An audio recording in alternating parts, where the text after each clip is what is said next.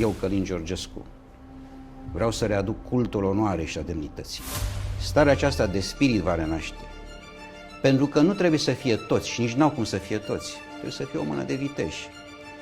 O mână de viteji va schimba această țară complet.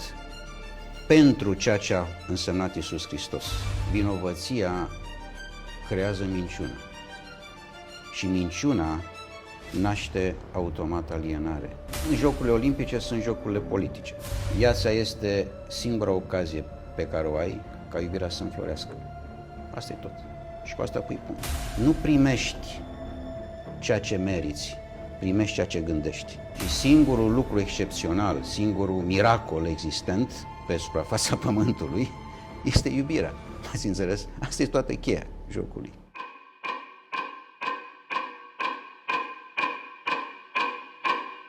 Dragii noștri prieteni, bine v-am găsit la o emisiune despre lucrurile esențiale sufletului românului.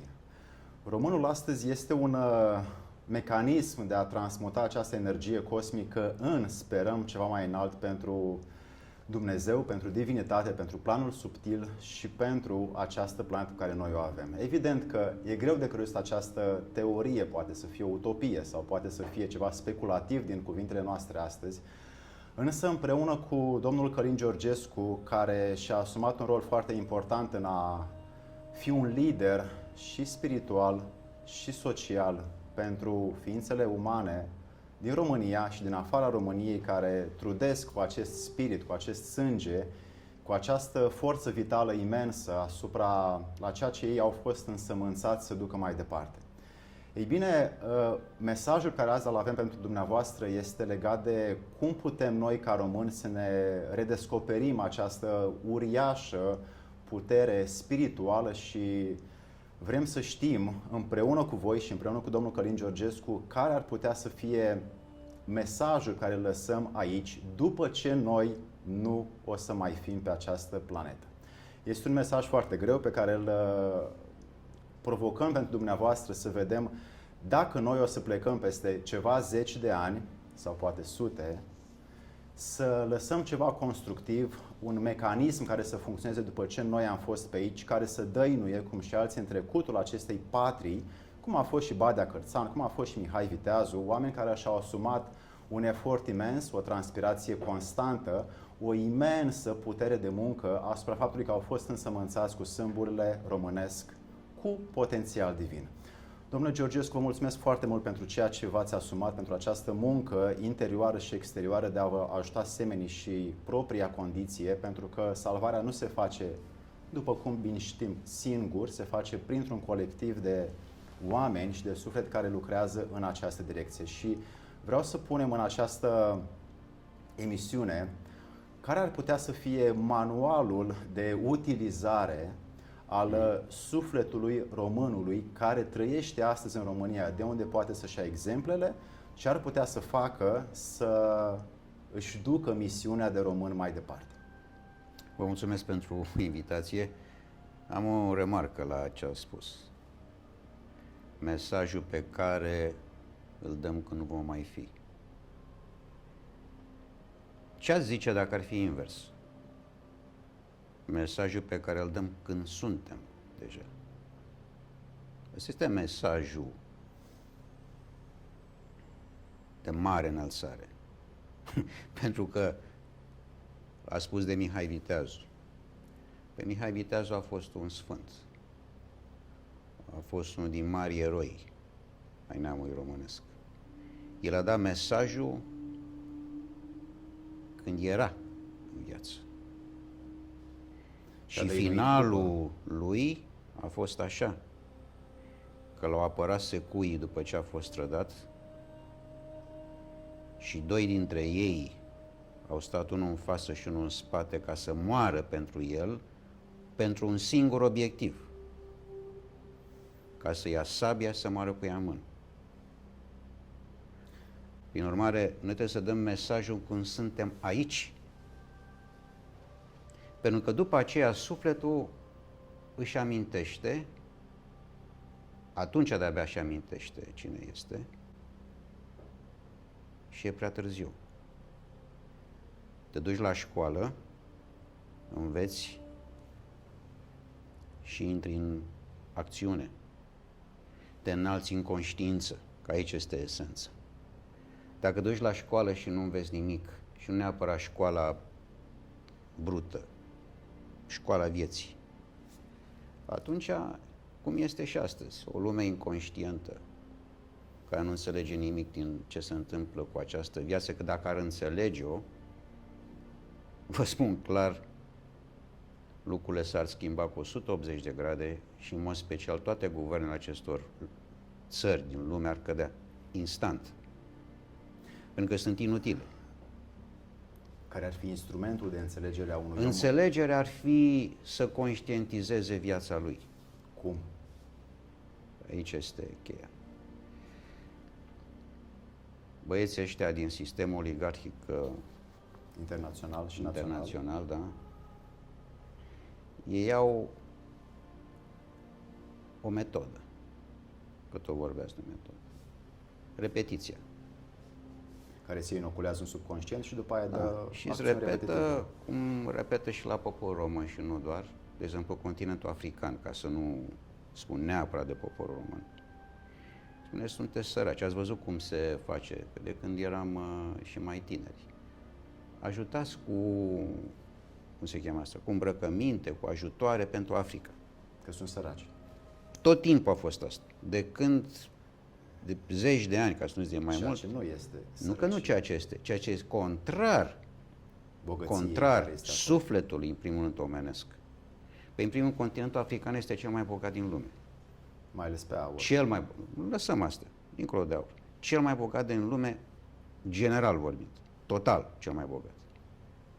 Și este cel mai sărac pentru că ei sunt sărăciți de către colonialiști, care astăzi sunt sistemul oligarhic global. Păi numai Franța, de Gaulle a mărturisit. 70% din produsul intern brut al Franței vine din Africa. Înțeles? Și aici urmează descătușarea. Ce se întâmplă astăzi, că o vedem cu ochii noștri. O lume întreagă este în pasul de trezire a conștiinței, care se va întâmpla inevitabil. În ultima emisiune am punctat faptul că există o direcție a României să nu doar să conducă, dar să fie în trinitatea acestor nații care ar putea să ajute conștiința globală să fie... Sigur că da, pentru că aici a fost această relație uriașă, pot să spun, istorică, Trinitatea om-neam-Dumnezeu. Știți cum spune Sfântul Apostol Pavel, spune la judecata de pe urmă, vor veni nu oamenii, neamurile. Neamul este o chestiune mistică, metafizică. Acolo te conștientizezi cine ești, de ce ai venit pe acest pământ. Deci, eu personal sunt naționalist din punct de vedere creștin, nu? Al spiritului acestui neam. Pentru că fiecare familie este o familie sfântă. Pentru că el are pe Iisus Hristos nu doar la masă, în casă, la muncă, la fân, la coasă, atunci când își lucrează grădina. Și când pleca la luptă, cum a pus pe vremea lui Mihai Viteazu sau la lui Ștefan cel Mare, el pleca pentru că avea în suflet pe Iisus Hristos și se lupta pentru el. De ce înseamnă asta? Înseamnă că avea conștiința eternității, adică avea coloana eternității a lui Brâncuș. Și atunci sufletul era pasărea măiastră. Că de-aia nu este înțeles Brâncuș astăzi. Nici astăzi. Sau încă nu este înțeles. Cum nu este înțeles, de fapt, nici Eminescu. Sufletul acestei țări este Mihai Eminescu, care, atenție, după Iisus Hristos, a fost cel mai periculos om de pe planetă. Mihai Eminescu. Asta este definiția pe care eu pot să o dau. dosarele care au fost dezarhivate despre viața lui Mihai Eminescu, acum au ieșit unele mărturii a faptului că acea doză de mercur pe care el a ingerat-o timp de 6 ani la Palatul Șuțul din București din cauza Ecaterinei Slavici, care l-a dorit într-o oarecare temniță, că nu mai era bun de om social, a reușit să creeze împreună cu Titu Maiorescu și Ionuca Caragiale un sistem de a-l denigra pe Mihai Eminescu și valoarea și puterea și harul sufletului său de a spune lucrurile reale. Auziți, lăsați asta. Nu are nicio legătură. Știți de ce? Aici e o chestiune de stare de spirit pe care poporul român trebuie să o aibă față de Eminescu. Deci dacă Eminescu este interzis, cum este astăzi, corect? Eminescu este interzis și nu tot șirul acesta de ani, el a fost și este interzis. Înseamnă că România este interzisă. De ce este interzisă? Pentru ce v-am spus eu anterior. Pentru că în neamul acesta este o stare de spirit care va ieși la suprafață ca un vulcan. Și atunci va trezi o omenire întreagă. Pentru că nu-i puțin lucru ce a făcut Mihai Viteazu. Când a intrat la 1600 în Alba Iulia, că de fapt atunci a fost regalitatea românească din punct de vedere al spiritului înființată ca stat. Și au venit nobilii maghiari și au spus, zice, mărite rege, aici s-a vorbit, aici la noi, așa spuneau, la noi aici s-a vorbit tot timpul, maghiară, germană, latină. Ce cauți tu aici? Zice, nu limba română. Și Mihai Viteazu a spus doar atât. De acum încolo așa va fi. Și s-a terminat. Asta înseamnă starea de spirit. Deci noi îi datorăm lui Mihai Viteazu, că tot l-am numit, enorm. Starea aceasta de spirit va renaște. Pentru că nu trebuie să fie toți și nici n-au cum să fie toți. Trebuie să fie o mână de viteji. O mână de viteji va schimba această țară complet. Pentru ceea ce a însemnat Iisus Hristos. Și cum se poate transmite? Și Eminescu, că mă întrebați, Eminescu a spus foarte clar care este esența. Pentru că singura și unica revoluție imensă a acestei lumi este venirea lui Iisus Hristos. Și singurul lucru excepțional, singurul miracol existent pe suprafața pământului este iubirea. Ați înțeles? Asta e toată cheia jocului. Ați înțeles? Omul stă în minte și stând în minte, el este într-o pușcărie. Și această pușcărie, ca să vă spun, permanent caută libertate. Și negăsind-o, asta este situația lumii existente actuale. Și vă întreb cum poate mintea care guvernează sau un guvernământ să producă iubire în oameni. Dom'le, știți cum e? Zic cu unii că a ajuns omul pe lună. Eu nu că nu cred, sunt sigur că n-a fost așa. Este o altă manipulare, dar asta e altă temă. Nu poate să treacă de centura... Dom'le, aia a fost o manipulare cu mersul omului pe lună, dar asta e altă poveste. Drept dovadă că după ce au fost prin 70, n-a mai fost nimeni pe lună. Știi? Adică brusc, dom'le, n-am mai avut tehnică să o facem. Știi? Ne-am dus atunci și n-am mai avut acum. Dar în sfârșit, asta e altă poveste. Dar auziți chestiunea asta cu mersul pe lună, știi? Adică a ajuns pe lună și n-a putut să coboare 30 de centimetri din minte în inimă. În ce sens? Păi în sensul că omul stă în minte și stând în minte, el stă într-o închisoare. Dacă ar sta în inimă, ar fi altceva. Așa a stat marele voievod Mihai Viteazu. Așa a stat Ștefan cel Mare. Așa a stat Decebal.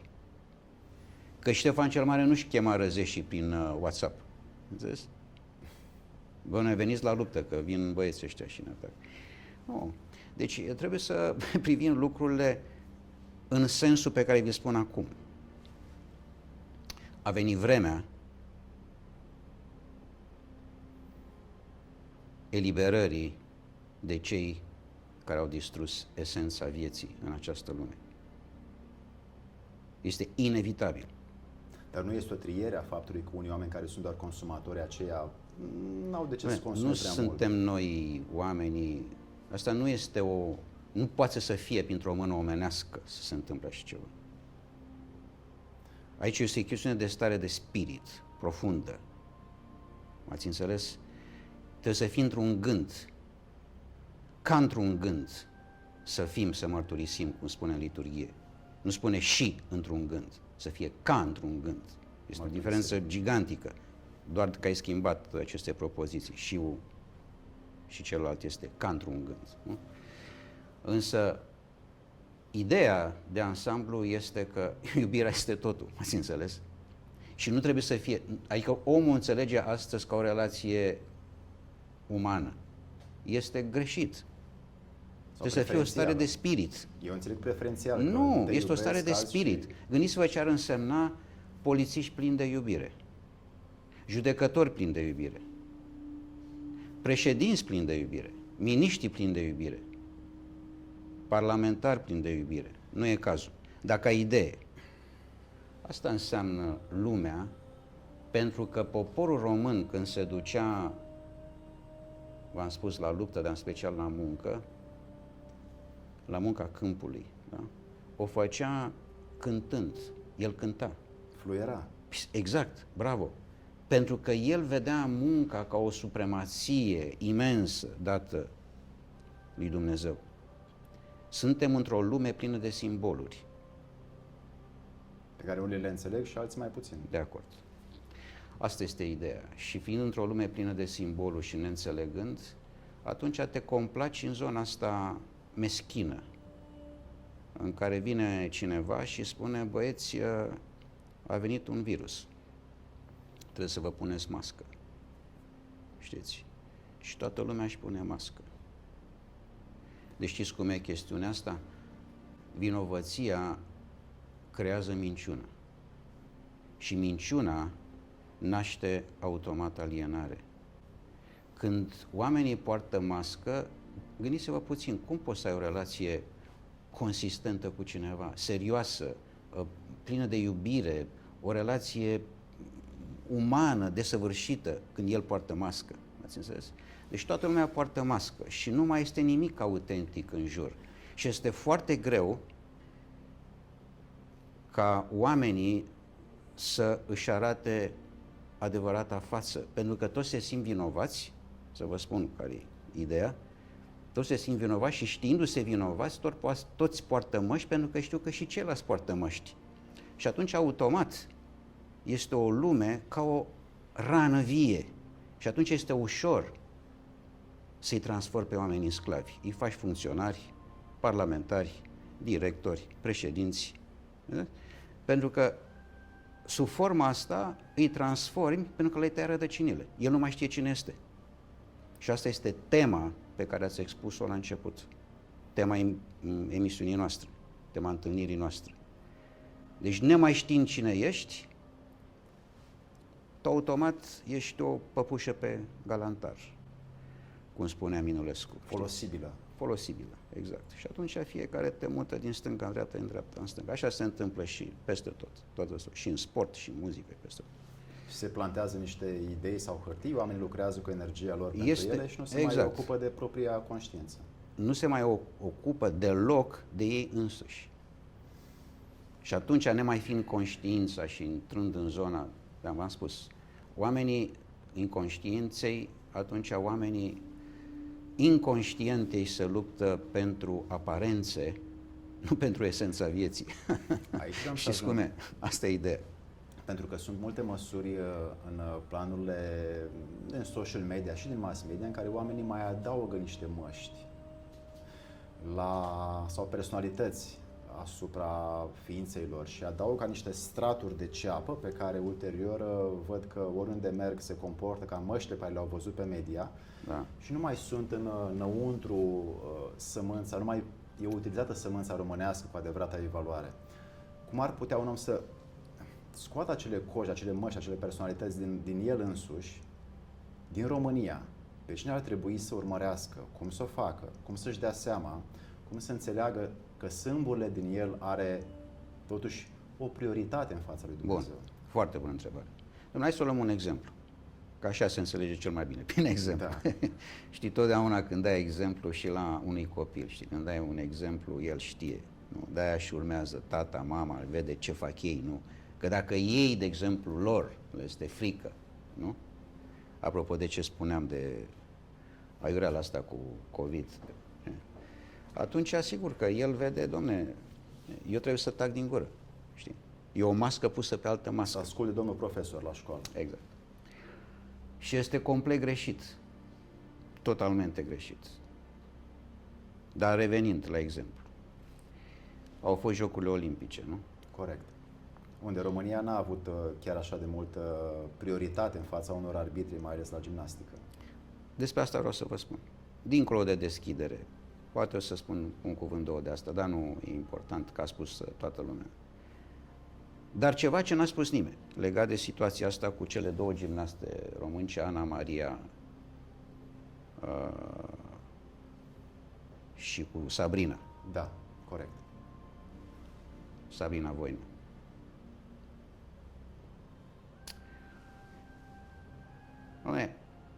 Toți au comentat, toată lumea a comentat corupția, mai știu eu ce, sau așa, în Federații Internaționale de Gimnastică și multe alte prioritizarea poziții. care a fost. N-are nicio legătură.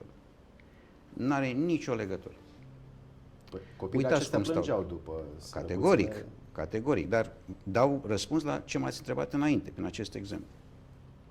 În primul rând, Jocurile Olimpice sunt jocurile politice, de mult timp. Ați înțeles? Oamenii nu văd asta, că se uită la un sport. Sau Eu la v-am mai spus, multe. Jocurile Olimpice sunt jocurile politice. Punctual pe situația existentă, dar după aceea dau răspuns concret la ce m-ați întrebat foarte bine, cum facem să ieșim. Aici, în situația noastră, a fost o chestiune clasică la Jocurile Olimpice cu cele două sportive românce.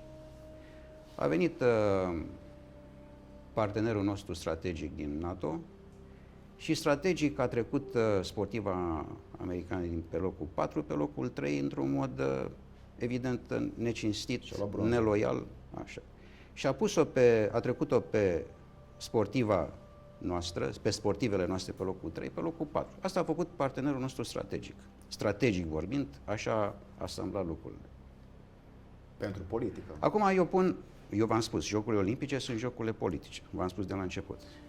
Acum am două întrebări și eu. Dacă ar fi fost pe locul 3 corect, nu necinstit, cum au făcut-o partenerul strategic, ar fi fost Ungaria. Imaginați-vă puțin așa. Deci pe locul 3 a fost o sportivă din Ungaria. Cum s-ar fi desfășurat lucrurile? Deci să ne înțelegem bine, jocurile sportive în general, olimpice în mod special, ca și competițiile, concursurile acestea internaționale, cum sunt Eurovision și tot cam aceleași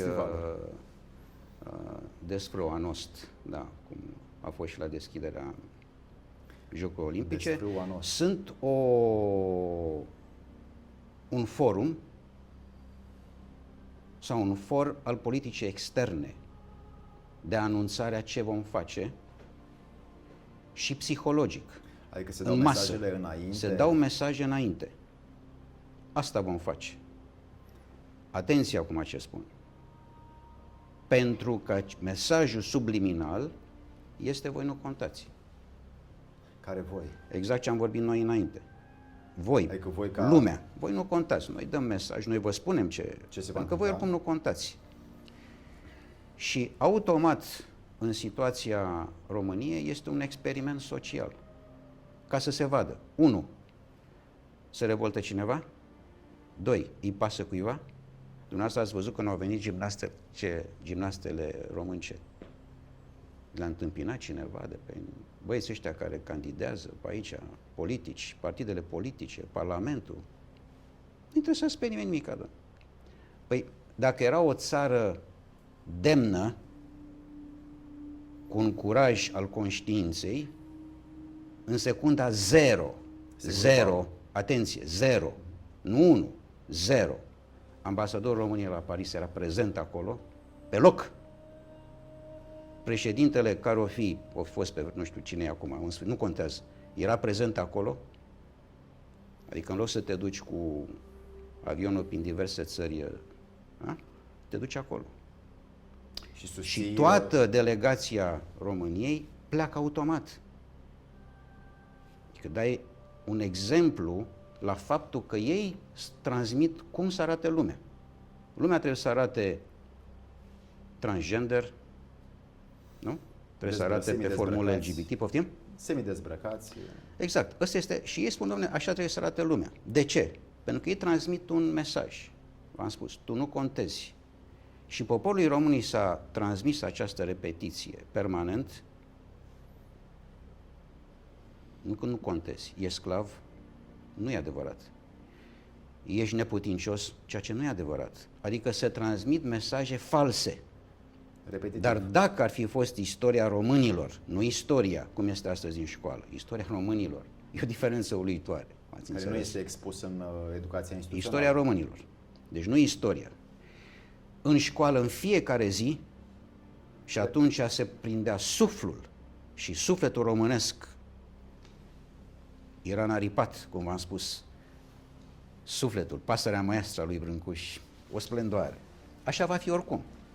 La ei este ultimul drum și încearcă toate mișcările astea, știți, retrograde. Pentru ce? Pentru a înlănțui și a încarcera sufletul. De-aia se fac. Nu se fac din alt motiv. În momentul în care mintea este viciată, ai prins-o și s-a terminat.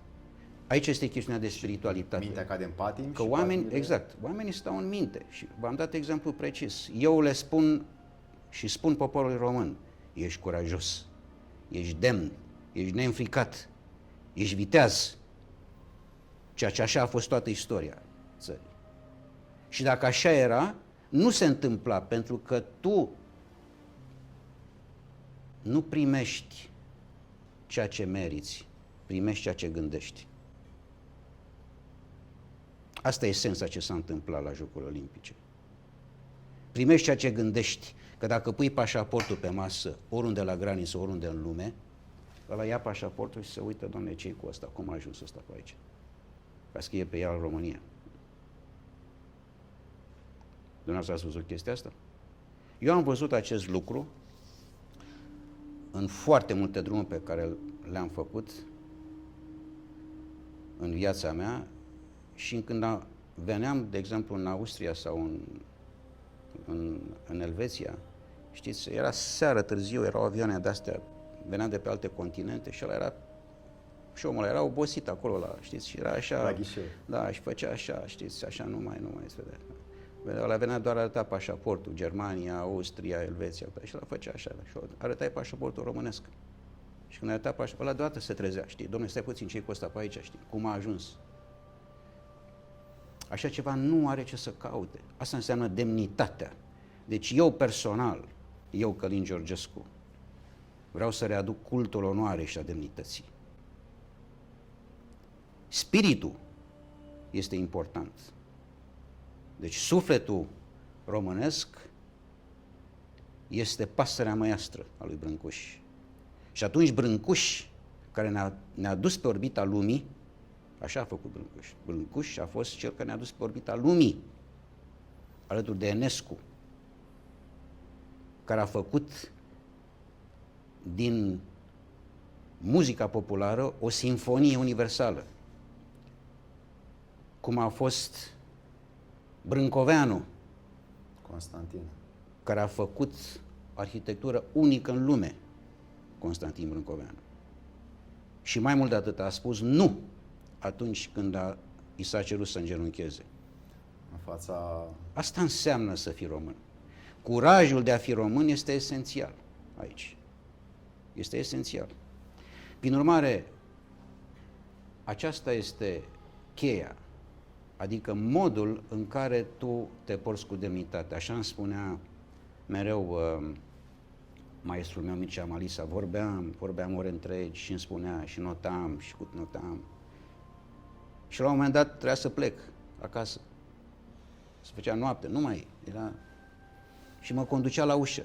Dom'le, și conducându-mă la ușă, niciodată nu uita să-mi spună fii demn. Vreau să punem câteva atribute la demnitate pentru români. Care ar fi 3 atribute demne de a recunoaște demnitatea pentru român? Ce înseamnă a fi? Demnitatea, în primul rând, înseamnă să recunoști miracolul și singura revoluție de pe acest pământ, venirea lui Iisus Hristos.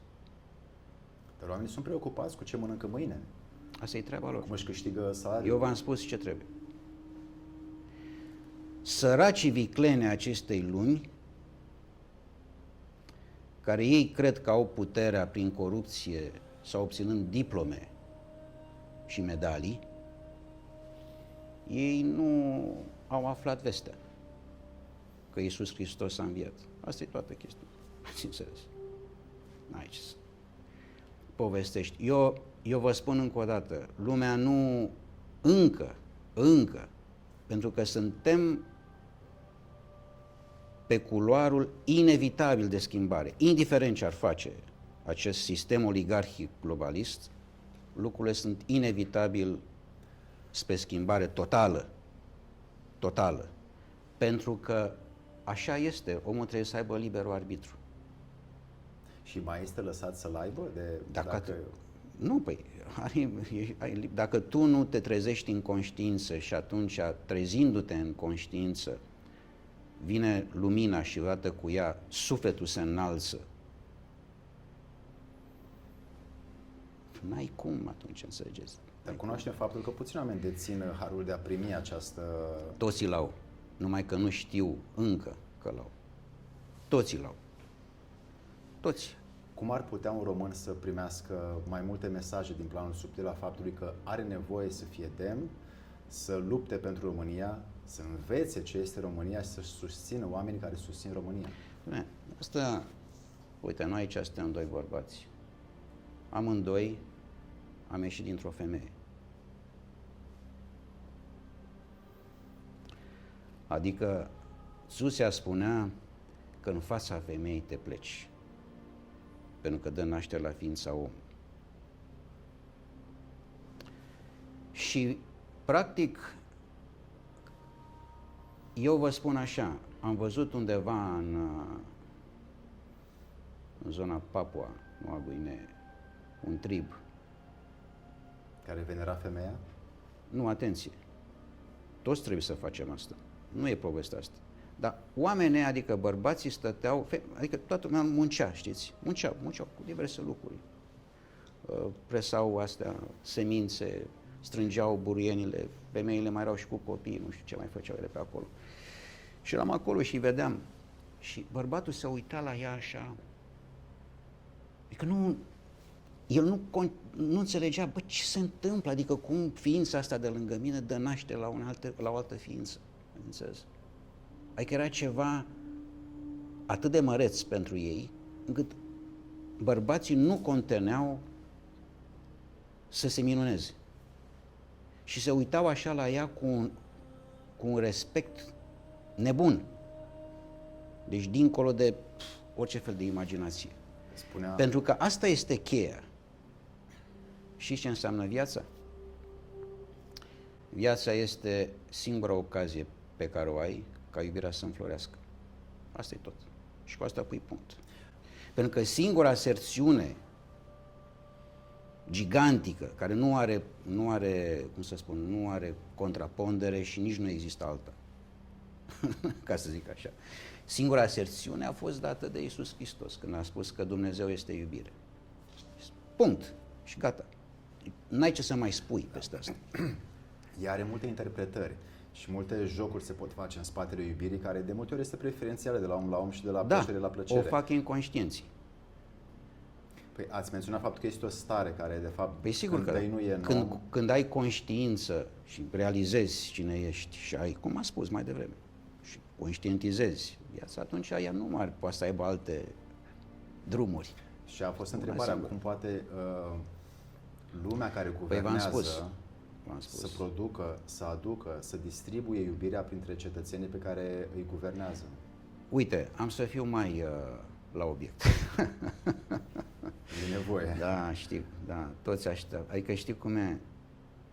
Omul așteaptă îi se spună, domnule, ei de aici te duci în dreapta, o e dreapta, te duci în stânga. Și nu e chiar așa. Dar să zicem că Hai să dăm modus operandi pe față. Păi bine, am spus, oricum am vorbit, dar ca idee, treaba este așa. În primul rând, trebuie în fiecare clipă, mă scuzați, să lupți să fii conștient, pentru că în fiecare clipă poți cădea. În fiecare clipă poți cădea. Deci tot ce te înconjoară trebuie să lupți să devii conștient. Dau exemplu. Știți povestea asta care va dispărea și ea, cu gripa aviară, gripa porcină, la fel ca și COVID-ul, niște minciuni ordinare, știi, n-au nicio legătură. De ele sunt făcute ca să-l iei pe om și să-l dirigezi către supermarket, te duci acolo. Să nu-și mai crească acasă pui. Nu, și lasă curcan. asta, dincolo de asta. Ideea este să nu mai fii liber. Se depinde de un sistem. Că în momentul în care țăranul român de-aia a schimbat istoria, de cum au vrut alții să o facă la vremea respectivă. Horea Cloșca și Crișan. A schimbat-o pentru că a fost liber aici. Și avea demnitatea. pământul lui, bineînțeles. Și când Ferdinand i-a chemat la luptă, le-a spus, vă dau pământ. Adică el înțelegea în pământ, îl înțelegea pe Iisus Hristos. Deci revenind însă, ideea centrală este că atunci când conștientizezi ce faci, atunci realizezi că ești pe acest pământ, cum v-am spus mai devreme. Moment de moment, doar ca iubirea să înflorească. Și acum vă întreb eu, deci m-ați întrebat, eu vă răspund cu o întrebare. Doamne, poți să-i aduci o îmbunătățire unui trandafir? Puteți? Așa cum e trandafirul, știți trandafirul? Prin trăirea pe care o pot genera. Nu. Întrebarea este, o pun mai categorică. Petalele, cum arată un trandafir? La geometrie. Ori totul, poți să-l faci mai frumos decât e? Așa cum a fost lăsat el, tu poți să-l faci mai frumos? N-am acest atribut. Bineînțeles. Dar vedeți, nu s-a făcut vreodată vreun update la mare, la râu, la pădure, să fie altceva, să fie mai frumos? Nu s-a făcut. Omul face doar update la el. Își schimbă softul cu unul mai nou Ați sau cu unul înțeles mai cum e? vechi? Asta e toată treaba. Nu ai ce să pui, că nu, astăzi omul nu a făcut niciun fir de iarbă, n-a fost capabil să facă Mai pun caz un pom, mai pun în stejar. Lăsați asta, înseamnă să facă el un fir de iarbă, să replice laptele matern, care este unic, n-ai cum să dai replică la el, să-l faci unul la fel, este imposibil. Sau să faci apa. Oare apa este chiar H2O? Așa cum am fost, hai să zic, instruiți ca să nu zic dresați, să credem? Păi se văd o moleculă de hidrogen și una de oxigen și eu o numesc Eu vă spun că nu e așa. Acolo este informație. De-aia îți vine în pet de plastic, ca să nu mai fie informație. Unde sunt bisfenol și ftalați și microbi Că de dacă plastic? ar fi ea așa cum a fost lăsată, ea îți dă informație. Și atunci realizezi conștiința, că nici conștiința n-are cum să vină dacă tu ești dresat să te duci la o cutie de unde cineva îți vinde niște chestiuni de plastic. Tot ce este în supermarket este plastic. Este un șir vicios. Știți că industria hotelieră, ca să se dezvolte, nu? Industria hotelieră, nu are nevoie să ai camere, nu? Ca să dezvolți industria hotelieră. Altfel n-ai cum să dezvolți. Nu? Camere cu sunt mai pline și toate ocupate, dezvolți industria hotelieră. Nu? Industria farma ea are nevoie să fie cât mai mulți oameni bolnavi. Că dacă nu sunt oameni bolnavi, ea nu mai supraviețuiește. Știți? Mai ales pe Oamenii termen sănătoși nu. Poftim? Și mai ales pe termen Și lung. mai ales pe termen lung. Deci are nevoie de paturi. Mai multe paturi ca și industria spitalelor, care este o combinație perfectă. Industria de armament are nevoie de războaie. Că altfel de cum să producă. Iar industria media are nevoie de haos. Ca să aibă Și ce eu vă să- spun așa, tu trăiești din sănătatea ta, ei trăiesc din boala ta. Aici este jocul. Ați înțeles? Cu ce face diferența sufletului unui român care are demnitate să-și conducă țara către eternitate și vis-a-vis de alte nații care sunt pe lângă noi? Ce are în plus sau ce are în minus? Nu, are în plus ceva ce va ieși la iveală numai dacă avem răbdare. Cum? Răbdarea este cel mai prețios dar pe care în special un bărbat poate să-l aibă. Noi suntem antrenați să fim stimul-răspuns astăzi prin toate mecanismele de media și prin gusturi. Oamenii reacționează la un Eu vă buton. spun că România se trezește. Sunt din ce în ce mai mulți oameni care se trezesc. Ce fac Lucrurile aceștia? nu vor mai merge cum au mers până acum, Ce fac pentru că a aceștia venit pentru- vremea, mai puțin, a venit vremea. Ea nu putea să fie înainte, nici mai înainte. E un timp pentru toate. Și un copil se naște la 9 luni. Înțelegeți? Și un copil se naște la 9 luni. Deci nu se poate naște în 9 zile. Înțelegeți cum zic? Deci aici e o chestiune care va înflori în momentul în care viața va înflori, în momentul în care oamenii vor conștientiza ce înseamnă viața lor. Și asta o vor face în momentul în care se va apropia total de natură. Pentru că natura nu spune nimic și vindecă. Ei explică tot și nu vindecă nimic. Deci, încă o dată vă spun, e foarte important. Natura nu explică nimic și vindecă. Ei explică tot și nu vindecă nimic. Aici e diferența, pe care când omul o va înțelege, eu v-am spus anterior și o să vezi că așa va fi. Tot ce am spus așa s-a întâmplat. Toate guvernele vor cădea în această lume. Tot ce înseamnă această democrație, care de Vă fapt e asumați demagogie, cuvinte foarte mari. dar mi-asum total. Sunt responsabil pe fiecare cuvânt pe care îl spun. Pentru că proiectul de țară pe care l-am propus, hrana, apă, energie, nu este posibil printre multe altele. Adică un proiect, și așa în România n-a fost niciun proiect în 35 de ani. Nu există. Adică e o corabie care merge pe mare și nu știe unde să acosteze. Deci înseamnă se mișcă așa într-un cerc. Bătută de vânt. Da, și mai cade cât o parâmă, cât un lemn de acolo, știi? Dar va acosta.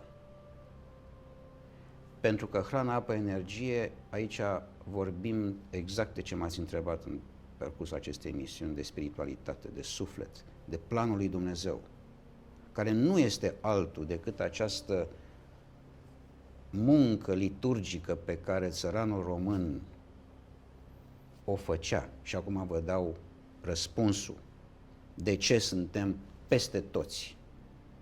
Pentru că nu există niciun ion al planetașului nicăieri în lumea asta. Știți asta? Eu am mers aproape pe tot globul ăsta. Aproape. Nu tot, dar aproape. Nu există ion al planetașului. Cineva care să cadă în genunchi și să sărute pământul. Nu există. Aici este starea de spirit. Pentru că nu putea să se scrie așa ceva dacă nu era trăită. Aici nu poți să faci invenții, cum fac băieții ăștia.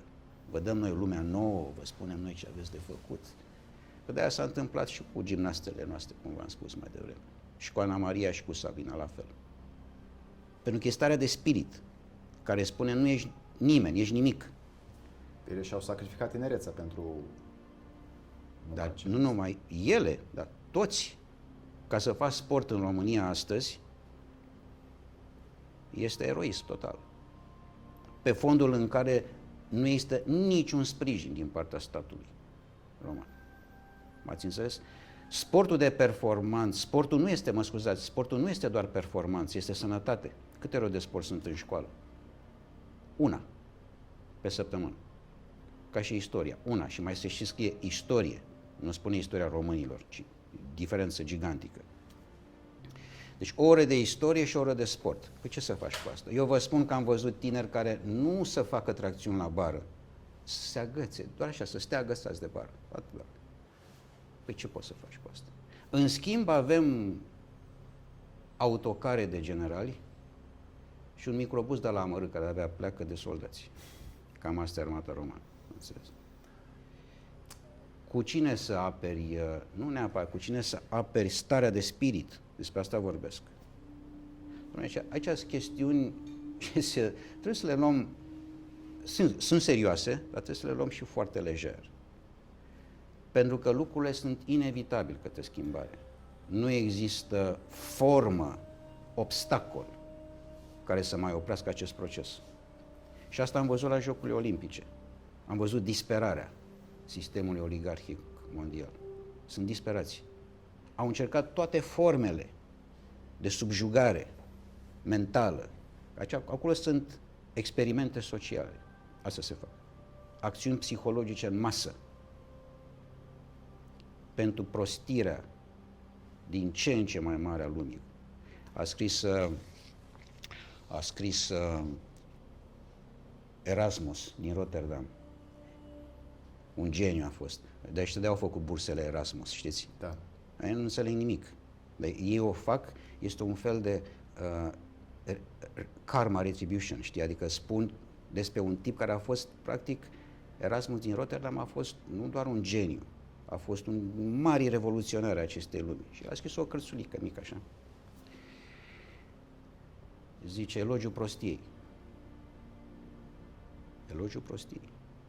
Și acolo prostia vine pe... Așa se numește cartea, Elogiul da, prostiei? Elogiul prostiei.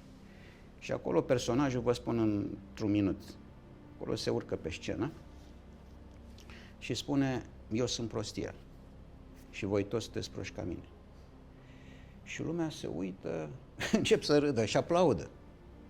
Și atunci el spune, dom'le... Asta era o satiră la poporul de atunci? La lumea. La lumea de atunci. Care e poporul? La lume. La lume, nu doar la popor. Da. Și atunci el se înflăcărează mai departe personajul și spune eu sunt mama tuturor răniților, cei care se vaită, care au necazuri și vin la mine și îi îmbrățișez și văd în mine mama tuturor posibilităților. Fără mine nu s-ar face, n-ar exista societatea, guvernele. Ați înțeles? Toți cei care se înalță în societate fără să o merite, fără să merite acest lucru, fără știm bine. obiective. Exact. Adică tot ce înseamnă ipocrizia societății sunt de-ai mei. Eu i-am creat. Politicieni, Asta afirmă în ambasadori, carte? da, ambasadori, președinți, sunt toți de-ai mei. Pentru că cheia jocului este asta. Să fii tu însuți. Are multe atribute. Este sufletul, este starea de spirit. Să fii tu însuți. Aici este puterea. De-aia v-am spus mai devreme, în momentul în care conștiința se trezește și lumina apare în suflet, ești de neînfrânt. Așa a fost Mihai Viteazu și toți ceilalți. Dumneavoastră credeți că Plevna, dar luăm Oarba de Mureș sau alte sute, mii de exemple. Când la Oarba de Mureș nemții atacau, erau sus pe deal și românii erau trimiși carne de tun ca să fie omorâți. De ei știau pământul. Și nu mai aveau nu mai aveau gloanțe, nu mai aveau arme. Și au luat parii de la Vița de Vie și au înfrânt armata germană care era ultradotată. Asta înseamnă stare de spirit. Pentru că există această formă de mare vitejie, să fii neînfrânt când starea de spirit a ta este perfectă. Ce înseamnă asta? Înseamnă că eu îl apăr pe Iisus Hristos. Înțelegeți dimensiunea. Și așa a fost. Tot timpul. Aceste cuvinte să blagoslovim următoarele. În apărarea lui Iisus Hristos ca român, care azi în acest deceniu vede această emisiune, cu ce ar putea să rămână ca să facă la el acasă, în o grad în gospodărie, înăuntrul ființei sale, în fiecare zi? Să te uiți în tine însuți. Asta introspecție, atât. constantă. Să stai. Doamne, știți cum e? Stau și cuget. Uite, eu vă spun un lucru. Mă uit așa când merg prin țară și merg foarte des și văd, cum se cheamă asta, bănci. Băncile pe care stau lumea în fața porții, știi, stau cât o bucată de asta de lemn, așa câteodată. Stăteau la uliță. Stau la uliță și se uit. Păi nu era așa înainte. Banca era în fundul grădinii și te uitai la cer, La stele, la noaptea. frunze, la copaci, m-ați înțeles? Și mai se uită la alții. Dacă te uiți, da, ai ce să vezi acolo. Nu ai. Trebuie să te uiți, e greșită orientarea. Așa spunea maestrul meu, zice, Mircea Malița, zice, sunt sigur de direcția pe care o luăm, nu de sensul ei. Că sensul poate fi invers. Da, genial. Genial. Și ca să Genial. concluzionăm această blagoslovire, ce ar putea să facă oamenii în afară de introspecție? Introspecția nu e un lucru ușor, pentru că oamenii au stimuli, au provocări, au greutăți. Cum să le ducă în spiritul demn de român în care să-și utilizeze sămânța într-o gloria lui Dumnezeu? Da, vă spun. Nu trebuie neapărat să faci bine, trebuie să fii tu bun în tot ceea ce faci. Nu neapărat să faci bine, dar să fii tu bun în ceea Să ce fii faci. bun în tot. Adică să fii trezit în conștiință. Ce faci, faci pentru slava acestei creații. Adică noi nu realizăm ce avem în jurul nostru, ați înțeles? Asta e ideea, de fapt. Cei dinaintea noastră realizau. Realizau cu prisosință. Și mai sunt azi oameni în România care să-și dea suflul în fața pământului românesc și în fața... Categoric. Unul, dacă ar fi în Ar această învăța pe țară, ceilalți. merit să mă lupt pentru el. Unul. Dar nu este doar unul. Păi poate Mihai Viteazu vine printre noi în spirit și se Este. încarnează. Este deja. Țara asta nu are cum să moară, pentru că este vie. Știți cum e? Nu ai cum să treci peste așa ceva, pentru că aici a fost un pământ, cum spunea Eliade, de hemoragie. Adică a fost presărat cu sânge. Țara va reînvia când vei avea cultul oaselor și a mormintelor sfinte. Nu ai altfel cum. Acest neam trebuie să stea în cultul unei vieți legate de fapte și de onoare, ca să poată să treacă prin aceste furtuni. Nu are altfel cum. Și v-am spus mai devreme, nu poți să faci asta peste tot, dar o mână de viteji va schimba această țară. Așa cum a fost în toată istoria și acestei țări și acestei lumi. A fost Alexandru Macedon în ultima lui bătălie în Persia și era secetă mare, mare de tot, uriașă, gigantică, și era ultima bătălie, ultima. Și erau năuciți toți de sete. Și la un moment dat i-au adus oamenii lui un coiful lui, cu apă rece, pe care au găsit-o în sfârșit. Și i-au adus-o. Și el era în fața armatei și i-au dat coiful cu apă. Și el a spus, pentru mine e prea mult, pentru voi e prea puțin. Și a vărsat apă. Așa va fi România. Domnule Georgescu, aveți un imens aport pentru sufletele demne ale ființei născute și transpirate în România de atât de multe programe care au rulat din Occident și în continuare vin și ne faultează drumul către eternitate.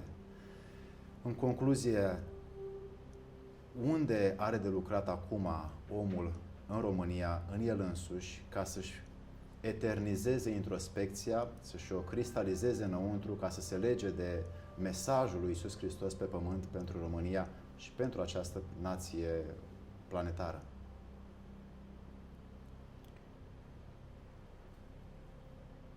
Formați mici comunități, mâncați hrana locului, beți apa de izvor însuflețită de energia acestei țări și atunci va fi bine. Sunteți un mare om de onoare și vreau să vă mulțumesc foarte mult pentru efortul depus care sigur va avea momente duse în eternitate și acum și după, însăși munca pe care o faceți pentru această nație nu va fi pierdută, ci va fi câștigată de către niște oameni care vor relua și vor duce mai departe, pentru că avem într-adevăr în sâmburile nostru sacru românesc această sămânță. Că și eu și dumneavoastră am fost în aproape toate colțurile planetei și am văzut lumea din toate unghiurile și toate neamurile și cu obiceiuri și culte și istorii și filozofii și religii și în continuare suntem aici în București și împărțim, mai ales prin dumneavoastră, această rază care vine și lucrează și se propagă în demnitatea românului să-și ducă mai departe sufletul demn de a fi român. Și pentru asta, împreună cu oamenii care văd acest video și care îl integrează și îl introspectează înăuntru, vă mulțumim pentru acest efort de a susține România și să continuați, să nu vă opriți niciodată din acest drum care are și va avea obstacole, pentru că e un drum foarte puternic al asumării, că tot ceea ce ați spus e nevoie să fie făcut. Faptele noastre să fie vorbele noastre și vorbele faptele noastre. Vă mulțumesc foarte mult pentru dar și mai departe lumină și lumină și lumină. Așa va fi condusă țara, doar prin lumină. Mulțumesc foarte mult. Și eu vă mulțumesc.